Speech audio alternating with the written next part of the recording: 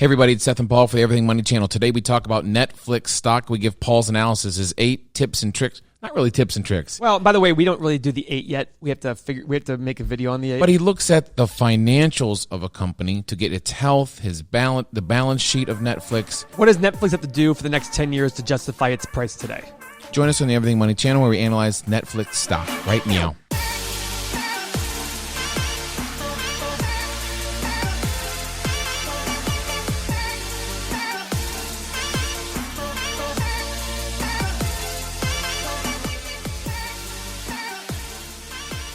Paul, I sold my shares of Netflix last Friday. What are you going to tell people to do? Like the button down below. Smash that like button, as Seth always says. Smash that like button. I sold my Netflix, Paul. I had a small uptick in the value since I bought it. It was up 298% since I bought it. Yeah. And so from the get-go, you had been telling me that Netflix is one of those overpriced stocks. Yep. That could very well get underpriced pretty quickly. Yeah, potentially. I wanted to see your evaluation on it. All right. Go ahead.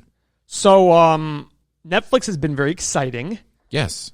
This company, when did it start? I guess they went public in May of 2002, and they were at $1.20 a share. Now, for young kids, listening, this is when we had to rent a DVD from Netflix, and they sent it to us in an envelope. And you watch, by the way, that was revolutionary still. You would watch said DVD. Right. Then you'd send it back and get another one. Yes, that was incredible back in the day. We were like, holy cow. You don't have to go to Blockbuster. And for kids watching, go Google Blockbuster. There's still one in Alaska. Oregon. Oh. I thought it was Oregon. John Oliver did a whole show about this one in Alaska. Oh, is there one in Alaska? And I think it might have actually went under.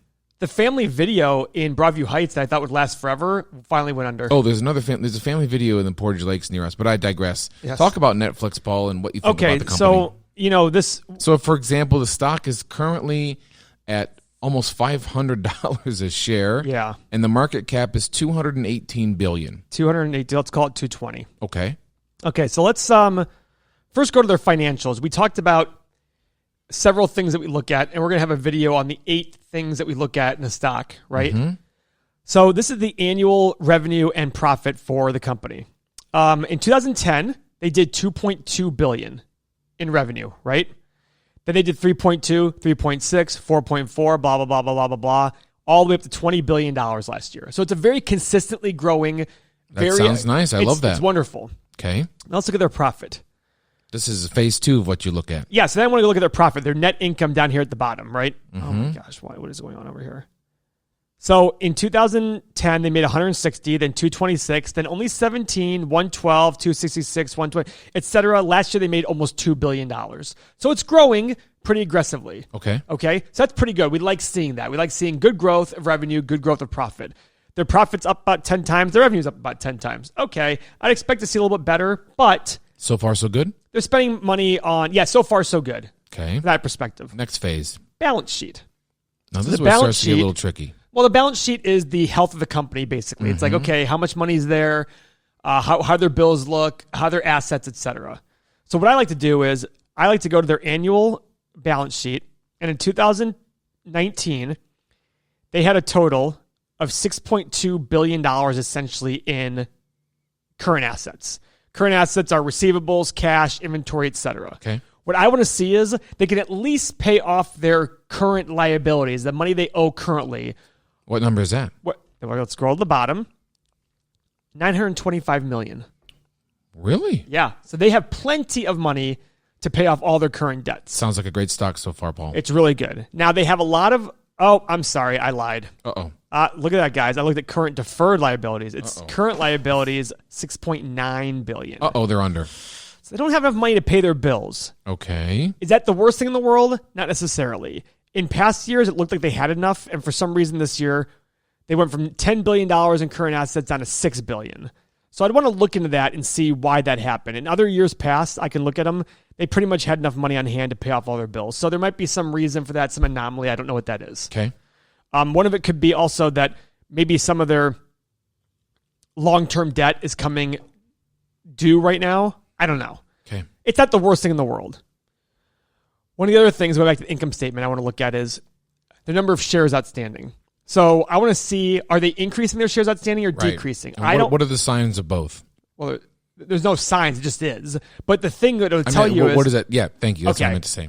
I don't want a company increasing their shares because it's diluting all the current investors. So as the company grows, I'm getting a smaller portion of their profit and revenue. As a shareholder. As a shareholder, if they're increasing their shares. If they're decreasing their shares, I'm getting a bigger chunk of it. Mm-hmm. There are companies decreasing. You've analyzed them. Who's a company we just looked at? Is it? Oh, like a lot of Southwest? Southwest has. I mean, a lot of major companies have. Netflix does not. Okay. In 2010, they had 368 million shares outstanding. Today they have 440 million shares outstanding. So it's higher. Is that the worst thing in the world? It's not a big jump. But to me, it looks like they're probably spending money issuing shares to make acquisitions or to buy things. And I look at that going, ugh. So the company, let's say, for example, everyone, the company's profit doubles, but they also double the number of shares. Your shares are basically worth the same amount of money, even though the company has doubled in profit. So that's why I don't like seeing that. Okay, now, again, any one of these issues is not a huge issue. You have to look at the whole picture. Okay.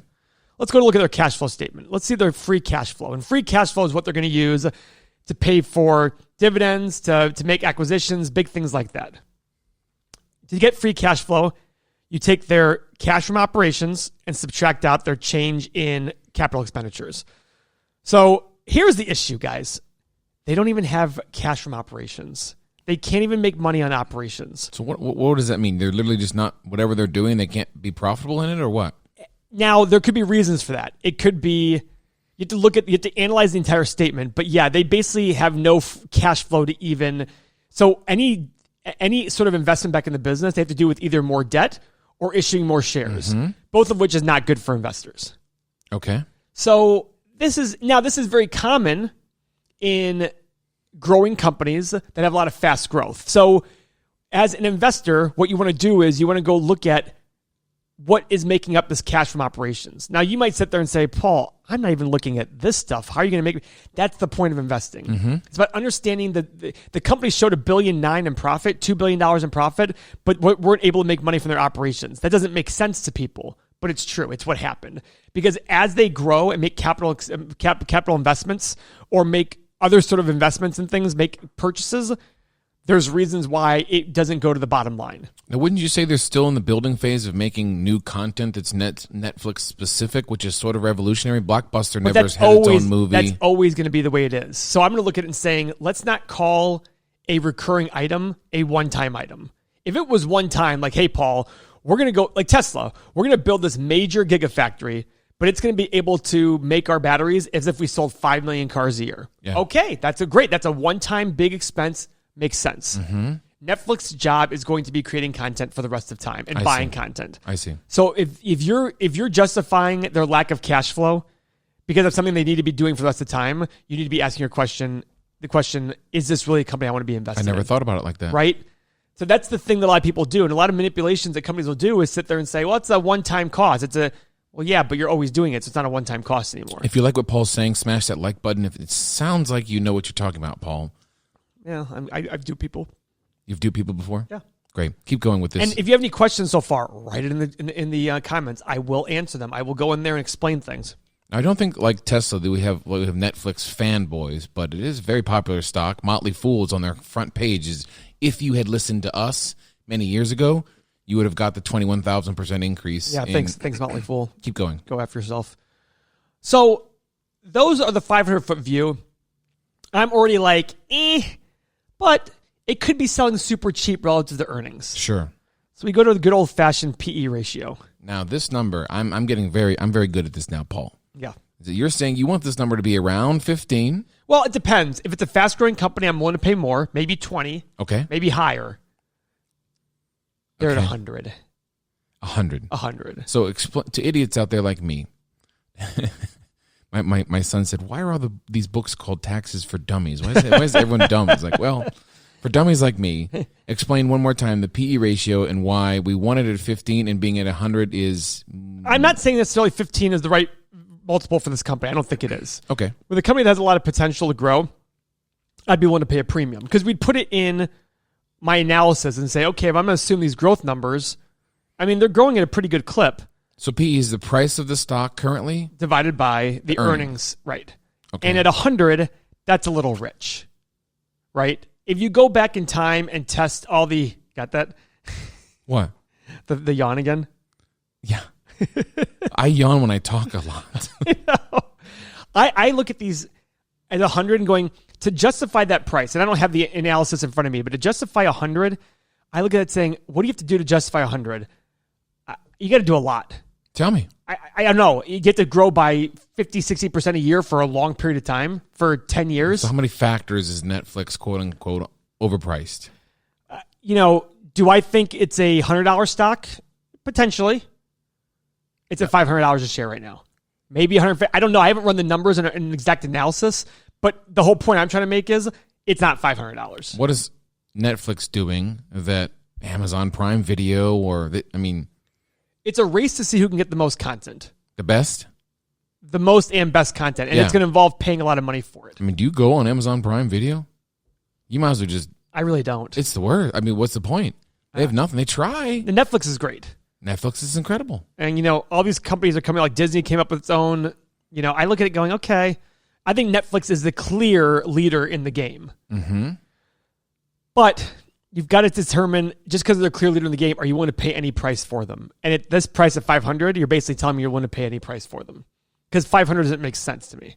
Mm-hmm. Even if you sign 30 times, a PE, you're still going to be at $160 a share.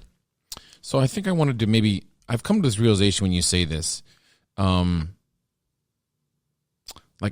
so many people are buying this stock at this price. But what you're trying to say is, I really go back to that idea. If I can't understand it or I don't understand why it's this price. There are thousands of stocks out there to choose from. That's what I'm getting to. And one of the videos we're going to do in the future is looking at buying an expensive stock or an expensive piece of real estate versus buying a boring one and seeing what the expensive ones have to do in order to equate the return of the boring one. Mm-hmm. Because when you look at it that way, especially in real estate, it's a lot easier. You realize that the rents have to grow. Basically, the properties have to appreciate basically 7 or 8% a year over a 20 or 30 year period to equate the boring real estate in the Midwest. Mm-hmm. Stocks like this, Netflix like this, they basically have to grow their revenue. So let's look at it like this. If they currently are at 100 times earnings, let's figure this out. Let me think about this for a second. So if I wanted to get a 10% return on the stock over a 10-year period, that would make the stock from today's price $1,300 a share. If you're going to assume that 10 years from now, at $1,300 a share, it's selling for 20 times earnings, okay? It needs to make $65 per share. Okay, at $65 per share. Last year they made $4.26 per share. So it needs to grow by 15 times over 10 years. That's an annualized return of 31.3% a year over 10 years. Is it possible? Well, let's look at it this way. In the last 10 years, when the company was young, which is more likely that it was going to grow. Yeah, because it's not a secret anymore. It only grew 25%. So you're factoring in, and I even put a premium of 20 times earnings in 10 years. That's where I look at it going, the math just doesn't work out. The company's not going to grow faster in the next 10 years than the last 10 years. Mm-hmm. They went from $2 billion in revenue to $20 billion. You're basically asking it to go to $350 billion, $450 billion in revenue. Could something drastic happen, like China opens up and lets people watch this? Sure. And that's an assumption you can make. Yeah. But if you're banking your assumption on that... Well, sure, but... But that's what we do. You're right. That's what buying an investment at these kind of levels assumes. Mm-hmm. So I just sat there very quickly with a regular calculator and said, you have to basically get 31% profit per share growth over the next 10 years, when in the last 10 years, when the company was smaller, 1/10 the size, it only grew 25% a year. In the last 5 years, what's it done in profit growth? Oh, it's actually much higher because it barely made money. So in the last year, it's gone up 50%. Okay, is it possible? Sure, it's possible. All investment is making assumptions and determining what your assumptions are, how reasonable they are. I don't think it's a reasonable assumption to say that Netflix will grow 31% per year in profit per share for the next 2 years, for the next 10 years. Yeah. That's just my assumption. Could I be wrong? Absolutely. Absolutely. But I have done the test on this one, going back 23, 24 years. When you buy the Netflix of the world, you end up not being the market as a whole. When you buy the most expensive, fastest growing companies, you don't beat the market. When you buy them as a package. Can you make them on one-offs? Absolutely you can. But as a package, you cannot. It's hard. Wow. There you go. Netflix analysis with Paul. Smash that like button. Thanks for following the Everything Money channel. Paul, that was great. I'm glad I got out. Oh, well, you won't be glad when it goes to $1,000 a share in the next 3 weeks. Well, that's okay. I made my money, and I feel good about it. You know, it's nice to finally realize such a large gain and then put it in something. That's the awesome part. And it was tax-free because it was in your retirement accounts. Yeah, that's true. So, good boy. Everything Money, baby. Follow along. Smash that like button. Thanks for watching.